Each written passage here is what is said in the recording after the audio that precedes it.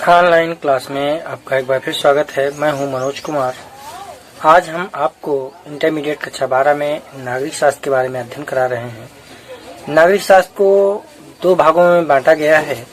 पहला खंड है समकालीन विश्व राजनीति और दूसरा खंड जो इसका है वो है स्वतंत्र भारत में राजनीति। तो पहले खंड में मैंने आपको शीत युद्ध का दौर और इस तरीके से अमेरिका का वर्चस्व,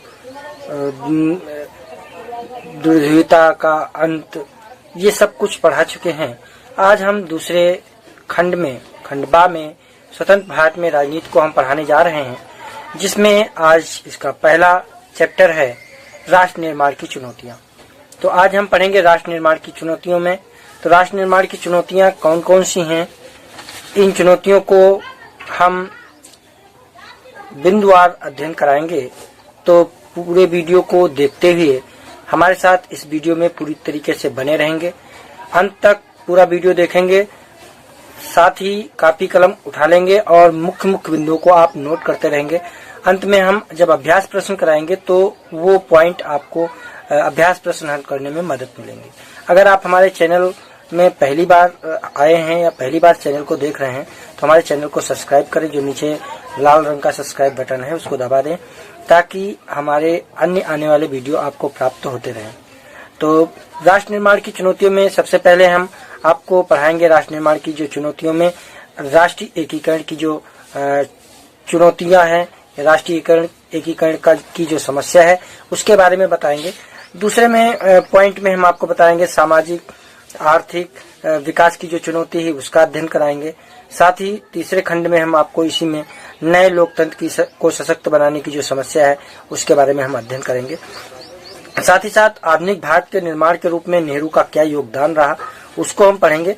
साथ ही हम भारत का जो विभाजन हुआ उसके बारे में आपको हम पूरी तरीके से समझाएंगे कि भारत का विभाजन किस प्रकार हुआ, किन परिस्थितियों में हुआ और भारत के विभाजन के समय जो समस्याएं, विभाजन से जो समस्याएं निकल करके आई, उन समस्याओं के बारे में हम आपको बताएंगे कौन कौन सी समस्याएं निकल के आई और विभाजन का जो परिणाम रहा, यानी जो भारत और पाकिस्तान का बंटवारा हुआ उसका जो परिणाम रहा उसके बारे में भी हम आपको विस्तार पूर्वक चर्चा करेंगे। इसके साथ साथ हम महात्मा गांधी को, मोहम्मद अली जिन्ना को भी शार्ट रूप में आपको समझाएंगे। साथ ही देसी रियासतें जो थी उनका भारत के साथ एकीकरण किस प्रकार हुआ, उस एकीकरण में लौह पुरुष सरदार वल्लभ भाई पटेल की क्या भूमिका रही, इसका भी हम इस अध्याय के अंतर्गत इस वीडियो में अध्ययन कराएंगे। साथ ही साथ देसी रियासतों के विलय के संबंध में भारत का नजरिया जो था, भारत सरकार का वो नजरिया क्या था उसके बारे में भी हम आपको बताएंगे, जिसमें जम्मू कश्मीर के बारे में भी हम आपको विस्तार पूर्वक चर्चा करेंगे। साथ ही साथ संयुक्त राष्ट्र संघ में जम्मू कश्मीर का मामला जो बना हुआ है वो मामला क्या है उसके बारे में भी हम आपको बताएंगे। साथ ही साथ आपको इसके आगे बढ़ते हुए हम अन्य बिंदुओं के आधार पर राज्यों का पुनर्गठन, राज्य पुनर्गठन आयोग, इन सब सारी चीजों के बारे में हम स्टेप बाय स्टेप अध्ययन करेंगे। और वर्तमान समय में भारतीय संघ में शामिल राज्य और केंद्र शासित राज्य कौन कौन से हैं इनको भी हम आपको आज पढ़ाएंगे। साथ ही में नए राज्यों की जो मांग की गई वो क्या की गई इसके बारे में भी हम आपको बताएंगे। भारत सरकार की जो नीति है इस नए राज्यों के संबंध में इनको बताते हुए हम आपको अब जो इसके अभ्यास प्रश्न हैं उन पर भी चर्चा करेंगे। तो पूरा वीडियो हमारे साथ देखते रहें। अगर वीडियो आपको अच्छा लगे तो लाइक अवश्य करें और इसे फॉरवर्ड भी करें ताकि अन्य लोगों को भी इसका लाभ मिल सके। तो हम आज पढ़ने जा रहे हैं कि जो राष्ट्र के निर्माण में जो चुनौती हैं उन चुनौतियों के बारे में हम अध्ययन कर रहे हैं। जैसा कि आपको पता है कि प्रत्येक नए राष्ट्र को राष्ट्र निर्माण की चुनौती का सामना करना पड़ता है। शताब्दियों की दास्ता से मुक्त हुए किसी भी राष्ट्र के लिए राष्ट्र निर्माण एक चुनौती भरा कार्य है। ब्रिटिश शासन से 15 अगस्त 1947 को आज़ादी प्राप्त करने के बाद भारत को भी इस चुनौती का सामना करना पड़ा। यह एक कठिन चुनौती थी क्योंकि स्वतंत्रता के बाद भारत को धार्मिक आधार पर देश का विभाजन किया गया। सांप्रदायिक दंगे, जनता का विस्थापन तथा देसी रियासतों की आलोकतांत्रिक व्यवस्था जो थी, जिसे अलगाववादी महत्वाकांक्षाएं विरासत में मिली थी। लेकिन आज़ाद भारत की ताकत ये थी कि भारत का जनमानस एक अच्छे भविष्य के लिए आश्वस्त था। जनता को अपने नेतृत्व की क्षमता में विश्वास था। इसी ताकत के आधार पर राष्ट्र निर्माण की कठिन चुनौतियों का सामना किया गया। आज़ादी के आंदोलन के समय ही भारत के स्वतंत्रता सेनानियों जैसे गांधी जी, नेहरू, पटेल, अंबेडकर आदि ने नए भारत के निर्माण के सपने देखे। आज़ादी के बाद भारत के नए नेतृत्व को राष्ट्र निर्माण के इस सपने को पूरा करने का अवसर प्राप्त हुआ। राष्ट्र निर्माण के लिए जो शब्द हैं राष्ट्र और निर्माण। राष्ट्र का अर्थ ऐसे मानव समुदाय से है जो भाषा, संस्कृति, धर्म, इतिहास, भौगोलिक परिस्थितियाँ अथवा अन्य किसी आधार पर एकता के सूत्र में बंधा हो। राष्ट्र एक सांस्कृतिक विचारधारा है जिसका मूल तत्व एकता की भावना है। राष्ट्र निर्माण का तात्पर्य इस प्रकार हम कह सकते हैं कि राष्ट्र निर्माण एक ऐसी जागरूकता की प्रक्रिया से है जिसके अंतर्गत किसी राष्ट्र के विभिन्न भौगोलिक क्षेत्रों व समुदाय के एकीकरण करके राष्ट्रीय पहचान की सुनिश्चित किया जाता है ताकि एक एकीकृत समुदाय के रूप में राष्ट्र के विकास को गति प्रदान की जा सके। दूसरे शब्दों में हम कह सकते हैं कि राष्ट्र निर्माण किसी नए राष्ट्र के एकीकरण, राजनीतिक स्थिरता तथा सामाजिक आर्थिक विकास की सुनियोजित प्रक्रिया है जो राष्ट्रीय जीवन के लिए सार्थक, कतिपय मूल्यों, विश्वासों और आदर्शों पर आधारित होती है। इन मूल्यों का समावेश भारतीय संविधान की प्रस्तावना में किया गया है। संविधान की प्रस्तावना में भारत को एक संपूर्ण प्रभुत्व संपन्न लोकतांत्रिक गणराज्य बनाने का संकल्प लिया गया है। इस गणराज्य में भारतीयों को एकमात्र पहचान उसकी भारतीय नागरिक होने की पहचान थी। भारतीय नागरिकों को स्वतंत्रता, समानता तथा न्याय सुनिश्चित कराने के लिए उनमें भाईचारा और एकता के सूत्र में बांधा गया। इस प्रकार हमारे राष्ट्र के लिए चुनौतियों का सामना किया गया। अब हम आपको बता रहे हैं भारत के राष्ट्र निर्माण में कौन कौन सी चुनौतियां रहीं।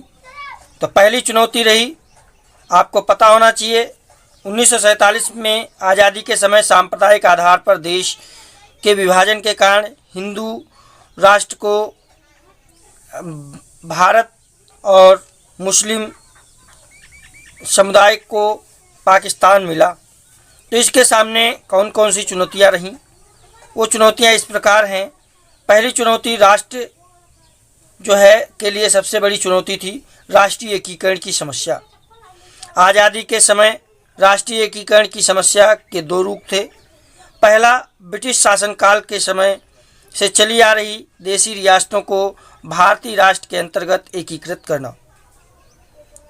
वस्तुतः ब्रिटिश काल में भारत में दो तरह के क्षेत्र थे।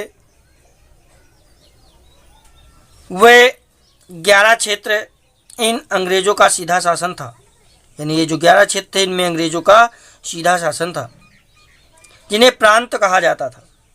दूसरे देशी रियासतें थी जो आंतरिक मामलों में स्वतंत्र थी लेकिन बाह्य मामलों में अंग्रेज़ों के अधीन थी।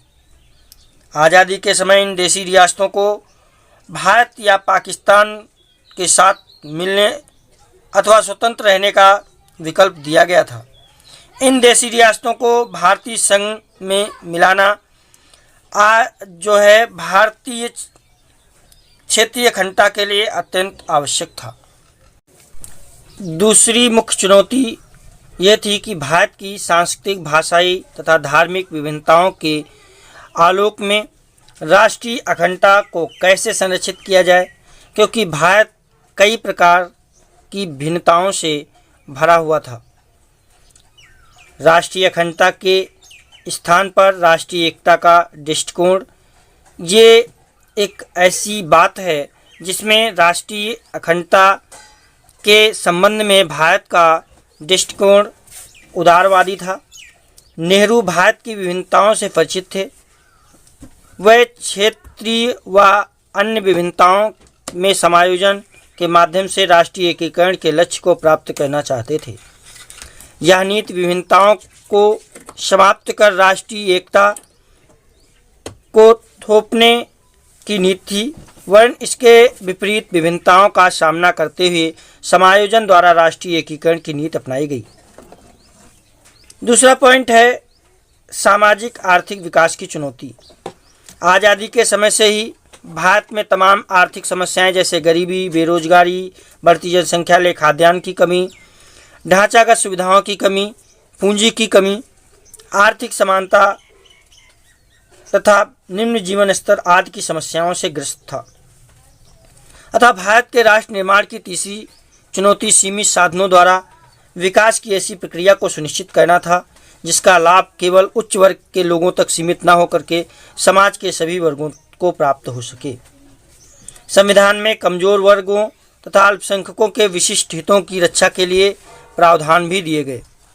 इसके साथ नीति निर्देशक सिद्धांतों के अंतर्गत एक कल्याणकारी राज्य की व्यवस्था की गई, लेकिन उपरोक्त आर्थिक समस्याओं के चलते कल्याणकारी राज्य की अवधारणा को व्यवहारिक रूप देना कठिन कार्य था। भारत में पंचवर्षीय योजनाओं के माध्यम से उपलब्ध सीमित संसाधनों को उन विकास योजनाओं में लगाया गया जो देश के विकास की आवश्यकताओं के अनुसार वांछित थी। तो इस प्रकार से सामाजिक आर्थिक विकास की चुनौती का सामना किया गया। नए लोकतंत्र को सशक्त बनाने की समस्या। आज़ादी के बाद से ही भारत के संविधान में ब्रिटिश शासन की तर्ज पर संसदीय लोकतंत्र की व्यवस्था की गई थी। इसके अंतर्गत प्रत्येक नागरिक को बिना किसी भेदभाव के पहली बार मतदान का अधिकार दिया गया था। संविधान में नागरिकों के मौलिक अधिकारों व स्वतंत्रताओं की व्यवस्था भी की गई थी। बहुउद्देशीय संसदीय प्रणाली को अपनाया गया था। नियमित अंतराल पर स्वतंत्र व निष्पक्ष चुनावों के संपादन के लिए एक स्वतंत्र निर्वाचन आयोग का प्रावधान भी किया गया। चिंता यह थी कि किसी प्रकार स्वतंत्र व निष्पक्ष चुनाव संपादित कर जाति, धर्म तथा अन्य परंपरागत जो विशेषताओं से युक्त भारतीय सामाजिक परिवेश में नए लोकतंत्र को मजबूत किया जाए। यह चिंता निराधार नहीं थी, क्योंकि भारत के कई पड़ोसी देश जैसे पाकिस्तान, म्यांमार, अन्य नवोदित अफ्रीकी देशों में शीघ्र ही लोकतंत्र का स्थान तानाशाही सरकारों ने ले लिया था। अतः ये आवश्यक था कि भारत की लोकतांत्रिक संस्थाओं जैसे संसद, स्वतंत्र न्यायपालिका आदि को मजबूत बनाया जाए। भारत नवोदित देश था तथा यहाँ लोकतंत्र की जड़ें कमज़ोर थी। अतः लोकतांत्रिक संस्थाओं को मजबूत करना, न्यायपालिका व समाचार माध्यमों की स्वतंत्रता सुनिश्चित करना और लोकतांत्रिक व्यवस्था की मजबूती के लिए अपरिहार्य थे। नेहरू व अम्बेडकर दोनों का मानना था कि राजनीतिक लोकतंत्र की मजबूती के लिए आर्थिक सामाजिक लोकतंत्र का होना आवश्यक है। इसलिए कमज़ोर वर्गों के लिए आरक्षण व अन्य विशेष उपाय कर उन्हें विकास की मुख्य धारा में लाने का प्रयास किया गया। नेहरू के अनुसार लोकतंत्र केवल शासन प्रणाली नहीं बल्कि यह एक जीवन शैली है। अतः भारत लोकतंत्र के सभी आयामों को मजबूत करने का प्रयास करेगा। इस पर चर्चा की गई। आधुनिक भारत के निर्माता के रूप में पंडित नेहरू, आपको पता होना चाहिए पंडित जवाहरलाल नेहरू जो थे वो लोकतांत्रिक समाजवाद की विचारधारा से प्रभावित थे। तो इन्होंने जो है 1955 के में अवाड़ी अधिवेशन में कांग्रेस द्वारा स्वीकृत समाजवादी ढांचे का प्रस्ताव इसी समाजवादी दृष्टिकोण का परिचायक है। नेहरू ने जमींदारी उन्मूलन, मिश्रित अर्थव्यवस्था तथा उसमें सरकारी क्षेत्र की प्रभुत्वपूर्ण भूमिका को स्थान दिया। इन योजनाओं के आधार पर हम कह सकते हैं कि कमज़ोर वर्गों के हितों का संरक्षण आदि उपायों द्वारा समता व न्याय पर आधारित सामाजिक व आर्थिक विकास के लक्ष्य को प्राप्त करने का प्रयास किया गया। आर्थिक विकास की रणनीति में बड़े उद्योगों तथा ढांचागत सुविधाओं को स्थापित कर विज्ञान व तकनीक के विकास पर विशेष बल दिया गया। इस प्रकार पंडित नेहरू ने देश के एकीकरण में योगदान दिया। भारत का विभाजन, पार्टीशन ऑफ इंडिया। भारत का सांप्रदायिक आधार पर 1947 में विभाजन हुआ था। ये विभाजन भारत के इतिहास की एक भयंकर त्रासदी है। 15 अगस्त 1947 को जब देश को आज़ादी मिली तो विभाजन के परिणाम स्वरूप एक साथ दो राष्ट्र अस्तित्व में आए, भारत और पाकिस्तान। भारत के विभाजन की स्कीम 1947 के माउंटबेटन योजना में निहित थी। इस योजना को 1947 में ब्रिटिश संसद द्वारा पारित भारतीय स्वतंत्रता अधिनियम द्वारा लागू किया गया था। देश का विभाजन राष्ट्रीय आंदोलन के समय मुस्लिम लीग द्वारा सांप्रदायिकता की राजनीति तथा अंग्रेजों की फूट डालो तथा शासन करो की नीति का परिणाम था। कांग्रेस के नेताओं ने सैद्धांतिक तौर पर देश के विभाजन को कभी सही नहीं माना, लेकिन व्यवहारिक दृष्टिकोण से उन्हें जो है विभाजन को स्वीकार करना पड़ा। गांधी जी का तो यहाँ तक कहना था कि भारत का विभाजन उनकी लाश के टुकड़ों पर होगा, लेकिन अंततः उन्हें भी विभाजन की सच्चाई को स्वीकार करना पड़ा। इसके बाद विभाजन के मार्ग में कोई बाधा नहीं रह गई थी, क्योंकि गांधी उसके अंतिम विरोधी थे। विभाजन की पृष्ठभूमि का आरंभ अंग्रेजों की फूट डालो और शासन करो नीति से होता है। इस नीति के तार्किक परिणाम के आधार पर मोहम्मद अली जिन्ना ने द्विराष्ट्र सिद्धांत के रूप में सामने आया। इस सिद्धांत का अर्थ यह है कि हिंदू और मुसलमान दो अलग अलग समुदाय हैं, इन दोनों के हित अलग अलग हैं, अतः वे एक साथ नहीं रह सकते, अतः उनके लिए दो अलग अलग राष्ट्रों की आवश्यकता है। मुस्लिम लीग ने 1940 में अपने लाहौर अधिवेशन में इसी सिद्धांत के आधार पर अलग मुस्लिम राज्य की मांग कर दी। इस मांग को ब्रिटिश सरकार का भी समर्थन प्राप्त था। समय समय पर इसे दोहराया गया। 1946 में मुस्लिम लीग ने पाकिस्तान की स्थापना के लिए प्रत्यक्ष कार्यवाही के नाम पर व्यापक आंदोलन चलाया। इसके कारण 1946-47 में देश के विभिन्न हिस्से में, विशेषकर पंजाब व पश्चिमी बंगाल में हिंदू मुस्लिम दंगे भी हुए। इसका अंतिम परिणाम 14-15 अगस्त 1947 को देश के विभाजन के रूप में सामने आया।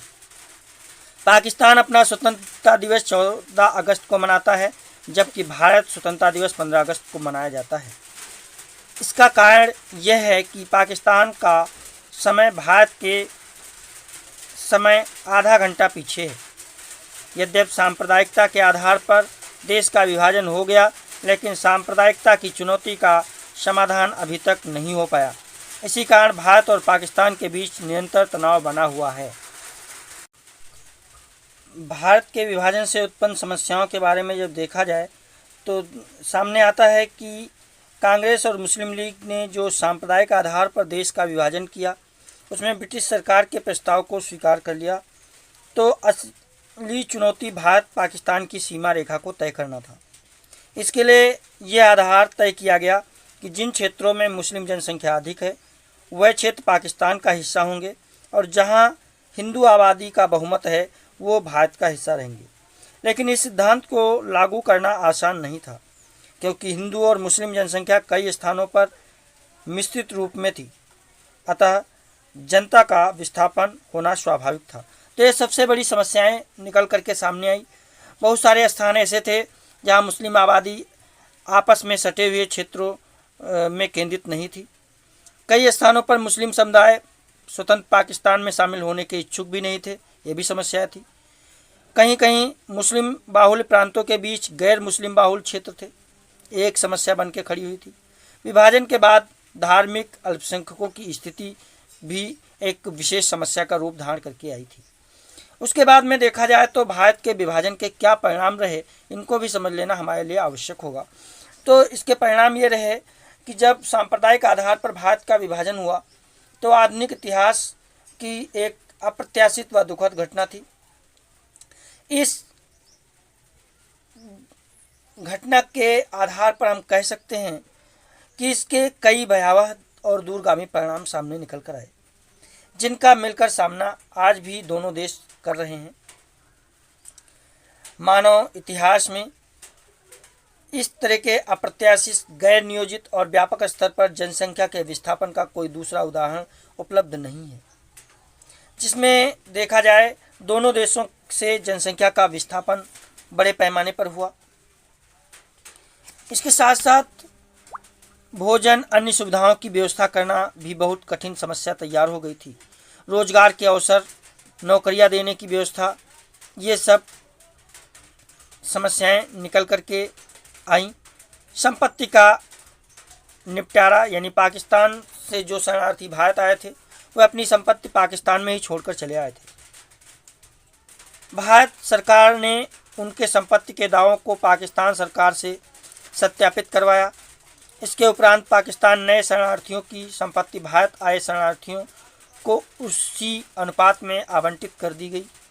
ये प्रक्रिया भारत छोड़कर पाकिस्तान गए शरणार्थियों के लिए अपनाई गई। नागरिकता का प्रबंधन जो प्रावधान था, उसमें भी देखा जाए तो विस्थापितों के नियमानुसार भारत की नागरिकता प्रदान की गई।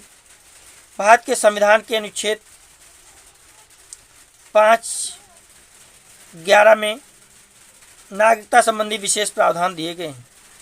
इस प्रावधान को 26 नवंबर 1949 को ही लागू कर दिया गया, जबकि शेष संविधान 26 जनवरी 1950 को लागू किया गया था। सांप्रदायिक दंगे, विभाजन से पहले अक्टूबर 1946 में मुस्लिम लीग ही प्रत्यक्ष कार्रवाई का परिणाम स्वरूप देश के विभिन्न क्षेत्रों में दंगे भड़क उठे थे। ये भी एक समस्याएं निकल करके आई। संपत्ति का विभाजन जो मैंने बता ही दिया है, ये भी एक समस्या थी, अल्पसंख्यकों की समस्या थी। तो ये सारी समस्याएं निकल करके सामने आई थी। राष्ट्रपिता महात्मा गांधी, जिनका जन्म 2 अक्टूबर 1869 में हुआ और उनका देहावसान जो है 30 जनवरी 1948 को हुआ, ये भारत के राष्ट्रपिता कहे जाते हैं। जब सारा देश 15 अगस्त 1947 को दिल्ली में आज़ादी का जश्न मना रहा था, तभी महात्मा गांधी कलकत्ता के विभाजन के परिणाम स्वरूप चल रहे हिंदू मुस्लिम झगड़ों को शांत करने में व्यस्त थे। गांधी जी ने दोनों समुदायों को हिंसा त्यागने के लिए समझाने का प्रयास किया। इसके लिए इन्होंने सड़कों पर प्रार्थना बैठकें की। इन प्रयासों से बंगाल में सांप्रदायिक दंगों में कमी आई। उन्होंने शांति स्थापित करने के लिए आमरण अनशन भी किया। सितंबर 1947 में दिल्ली आने के बाद गांधी जी की मुख्य चिंता ये थी कि विभाजन के बाद भारत में जो भी मुस्लिम रहना चाहते हैं उन्हें सम्मान के साथ रखा जाए तथा उनके साथ किसी भी प्रकार का भेदभाव न किया जाए। नई भारतीय सरकार ने जब पाकिस्तान को समझौते के अनुसार 70 करोड़ की धनराशि देने में आनाकानी की थी, तो गांधी जी ने इसका विरोध किया। लेकिन कट्टरपंथी हिंदू तत्व, अंग्रेज जो कहा जाए कट्टरपंथी जो हिंदू तत्व थे, वो गांधी जी के उक्त दृष्टिकोण से सहमत नहीं थे। उन्होंने गांधी जी पर पाकिस्तान तथा मुसलमानों की सहायता करने का आरोप लगाया, जबकि गांधी जी ने इन आलोचकों को दिग्भ्रमित व्यक्तियों की संज्ञा दी। गांधी जी का विश्वास था कि यदि भारत एक हिंदू राष्ट्र बनना चाहता है तो वह घातक सिद्ध होगा। गांधी जी के दृष्टिकोण से आहत उग्रवादी हिंदू तत्वों ने उन पर हमले करने शुरू कर दिए। फिर भी उन्होंने किसी प्रकार की सुरक्षा लेने से इनकार कर दिया। अंततः 30 जनवरी 1948 को नाथूराम विनायक गोडसे नामक हिंदू उग्रवादी ने इनकी गोली मारकर हत्या कर दी। ये भारत के लिए एक अत्यंत दुखद का क्षण था, क्योंकि गांधी जी की हत्या के साथ ही सत्य, अहिंसा तथा न्याय के एक युग का अंत हो गया। नाथूराम गोडसे का संबंध राष्ट्रीय स्वयंसेवक संघ से था, इसलिए सरकार ने राष्ट्रीय स्वयंसेवक संघ पर प्रतिबंध लगा दिया। यद्यपि बाद में ये प्रतिबंध हटा लिया गया, लेकिन गांधी जी के बलिदान से भारत में सांप्रदायिक राजनीति पर प्रश्न चिन्ह लग गया। मोहम्मद अली जिन्ना, जिनका जन्म 25 दिसंबर 1876 में हुआ और उनकी मृत्यु 11 सितंबर 1948 में हुई। मोहम्मद अली जिन्ना को पाकिस्तान का जनक माना जाता है। जिन्ना का जन्म कराची में हुआ था। उन्होंने लंदन से वकालत पढ़ने के बाद बम्बई उच्च न्यायालय में वकालत की। आरंभ में जिन्ना हिंदू मुस्लिम एकता के समर्थक थे। 1916 में कांग्रेस व मुस्लिम लीग समझौते में उन्होंने महत्वपूर्ण भूमिका अदा की थी। 1920 में उन्होंने कांग्रेस से त्यागपत्र दे दिया। बाद में मुस्लिम लीग के शीर्ष नेता बन गए। उनके नेतृत्व में मुस्लिम लीग में लाहौर अधिवेशन में 1940 में मुसलमानों के लिए अलग पाकिस्तान राज्य की मांग की गई। उन्होंने अपनी मांग के समर्थन में द्विराष्ट्र सिद्धांत का प्रतिपादन किया। इस सिद्धांत के अनुसार हिंदू व मुसलमान दो अलग राष्ट्र हैं, वे एक साथ नहीं रह सकते, इसका समर्थन किया।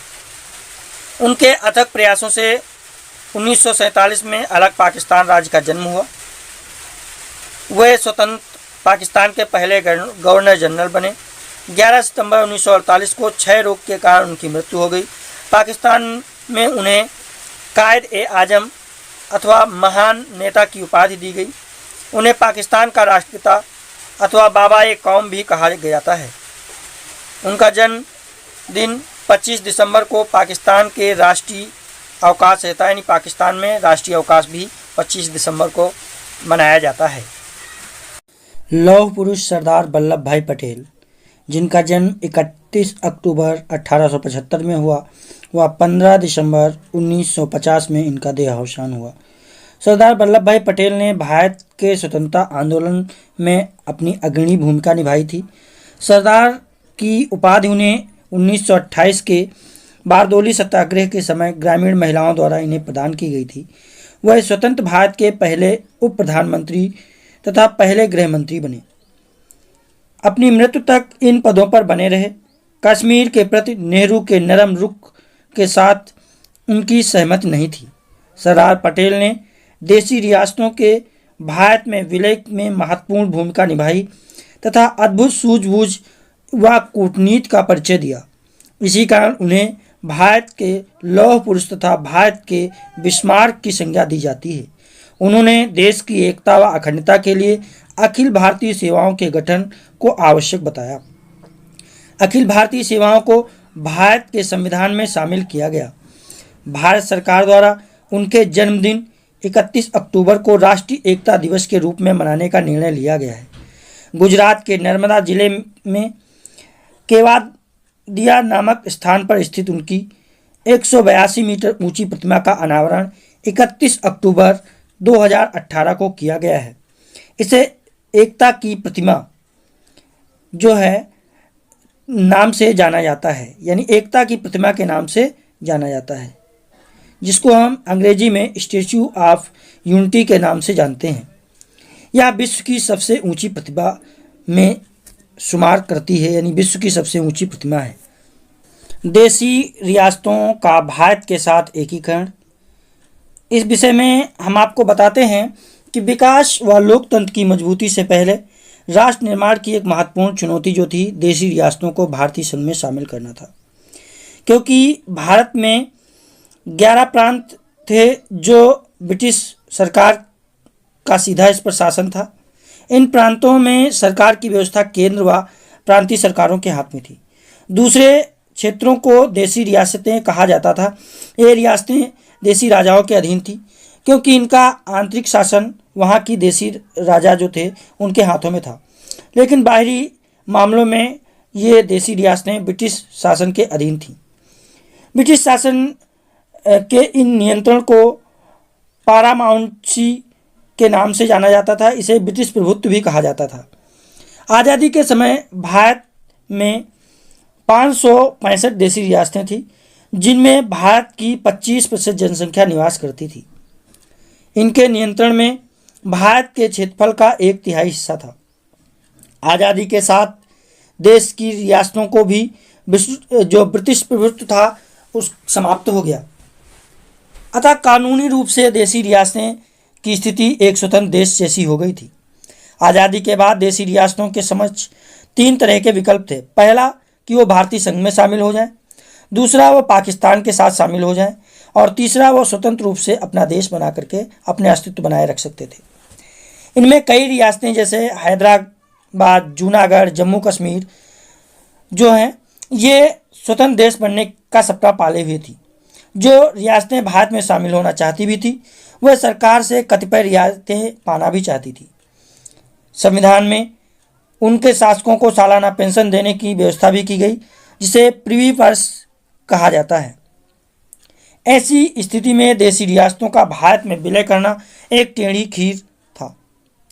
फिर भी लौह पुरुष सरदार वल्लभ भाई पटेल की सूझबूझ और कूटनीति से इस कार्य को कुशलतापूर्वक संपन्न कराया जा सका।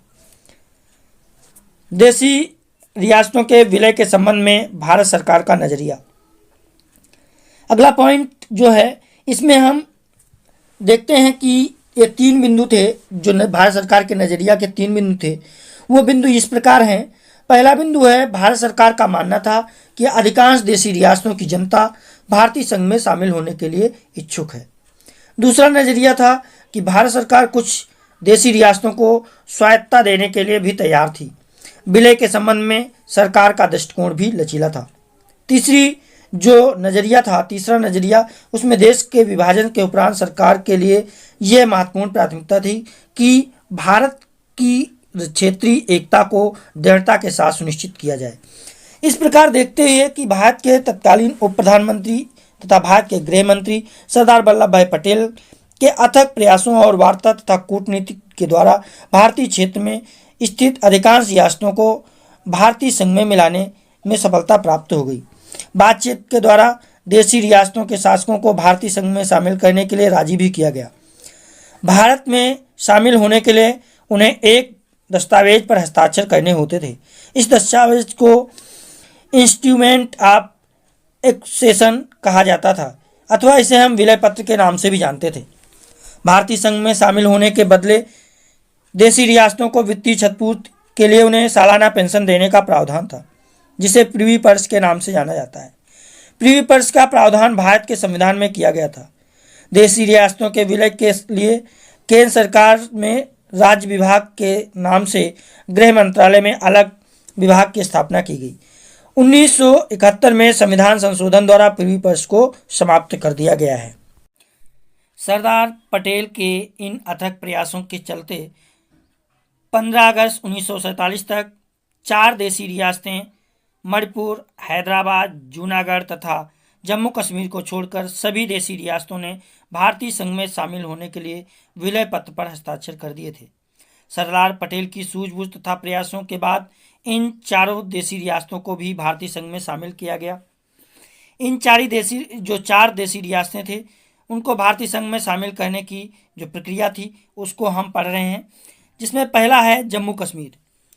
जम्मू कश्मीर जो है, ये जो 4 देशी रियासतें हैं उनमें सबसे कठिन समस्या इसी की थी, क्योंकि आज़ादी के समय जम्मू कश्मीर की जनसंख्या 42 लाख थी, जिसमें करीब 76 लाख मुसलमान, शेष हिंदू, सिख व बौद्ध थे। स्पष्ट तौर पर जम्मू कश्मीर में मुसलमान समुदाय का बहुमत था तथा ये पाकिस्तान की सीमा से लगी हुई थी। यहाँ के शासक हरि सिंह ने भारत और पाकिस्तान दोनों से अलग रहकर स्वतंत्र देश बने रहने की नीति अपनाई, लेकिन पाकिस्तान किसी कीमत पर जम्मू कश्मीर को अपने अधीन करना चाहता था। अतः पाकिस्तान ने कबाइली थे, उन्होंने पाकिस्तान की फौज की सहायता से 24 अक्टूबर 1947 को जम्मू व कश्मीर पर सैनिक हमला कर दिया। जब जम्मू व कश्मीर के महाराज हरि सिंह ने भारत से सैनिक मदद के लिए अनुरोध किया तो भारत में ये तर्क देते हुए सेना भेजने से मना कर दिया कि जम्मू व कश्मीर भारत का अंग नहीं है। अतः 26 अक्टूबर 1947 को जम्मू व कश्मीर के महाराजा ने भारतीय संघ में शामिल होने के लिए विलय पत्र पर हस्ताक्षर कर दिए। इसी के साथ जम्मू व कश्मीर कानूनी रूप से भारत का अभिन्न अंग बन गया। आज भी ये कानूनी स्थिति कायम है। उस समय जम्मू व कश्मीर की देशी रियासतों में लोकतंत्र की स्थापना के लिए शेख अब्दुल्ला के नेतृत्व में नेशनल कॉन्फ्रेंस द्वारा आंदोलन चलाया जा रहा था। शेख अब्दुल्ला ने भी जम्मू व कश्मीर के भारत में विलय का स्वागत किया। इसके बाद भारत ने 27 अक्टूबर 1947 को अपनी सेनाएं जम्मू व कश्मीर में भेज दी। परिणाम स्वरूप पाकिस्तानी कबायली जम्मू व कश्मीर की मुख्य भूमि से खदेड़ दिए गए और मुख्य भूमि पर भारत की सेना का नियंत्रण स्थापित हो गया। लेकिन पाकिस्तानी कबायली इस देशी रियासत के एक हिस्से पर अपना कब्जा जो है स्थापित करने में सफल रहे। इसे पाक अधिकृत कश्मीर यानी पीओके के नाम से जाना जाता है तथा जम्मू व कश्मीर का यह हिस्सा अब भी पाकिस्तान के कब्जे में है। अगला है मणिपुर। मणिपुर के राजा बोधचंद सिंह ने 1947 में ही भारतीय संघ में शामिल होने के लिए विलय पत्र पर हस्ताक्षर कर दिए थे, लेकिन जनता के दबाव में उन्होंने अपना फैसला बदलने का मन बनाया तथा जून 1948 में विधानसभा के चुनाव में करा करके वहां संवैधानिक राजतंत्र की स्थापना करने की घोषणा कर दी गई। नई विधानसभा में भारत के साथ विलय को लेकर विभिन्न समूहों में तीव्र मतभेद थे। आज़ादी के बाद मणिपुर पहला राज्य था जहां पर सार्वभौमिक मताधिकार पर चुनाव कराए गए। इसी घटनाक्रम के मध्य भारत सरकार ने मणिपुर के महाराजा को विलय के लिए सहमत कर लिया।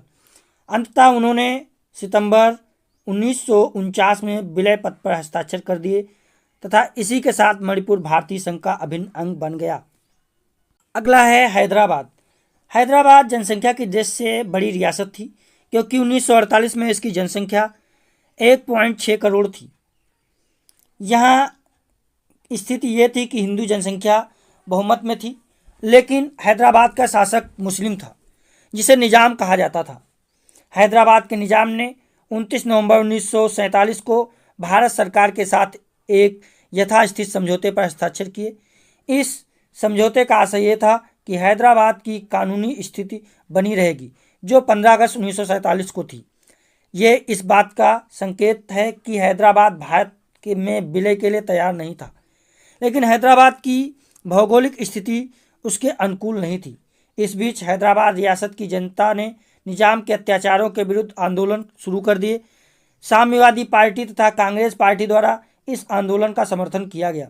निजाम ने आंदोलन को दबाने के लिए अर्धसैनिक बलों का प्रयोग किया।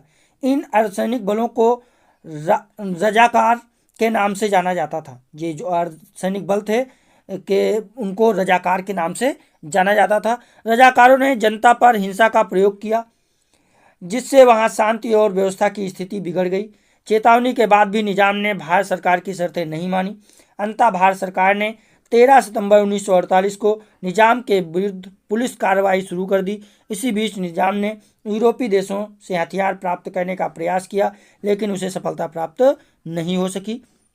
5 दिन के संघर्ष के बाद 18 सितंबर 1948 को निजाम की सेनाओं ने आत्मसमर्पण कर दिया। इसी के साथ हैदराबाद भारतीय संघ का अंग बन गया। इसके बाद निजाम ने अपनी रियासत में भारत के सैनिक हस्तक्षेप के विरुद्ध संयुक्त राष्ट्र संघ में शिकायत की, लेकिन बाद में उसे वापस ले लिया। चौथी रियासत है जूनागढ़। हैदराबाद की तरह जूनागढ़ में भी बहुसंख्यक जनता हिंदू थी, लेकिन वहाँ का शासक भी मुसलमान था।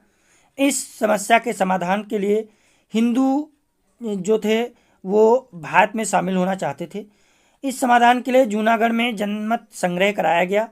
जनमत संग्रह में वहाँ के लोगों ने भारत में रहने की इच्छा व्यक्त की। परिणाम स्वरूप जूनागढ़ में भी 31 दिसंबर 1948 को भारतीय संघ में शामिल कर लिया गया।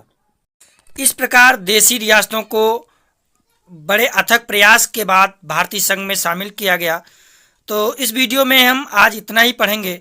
अगले वीडियो में आपको राज्यों का पुनर्गठन यानी जो राज्य थे उनका पुनर्गठन कैसे हुआ, राज्य पुनर्गठन आयोग के बारे में बताएंगे।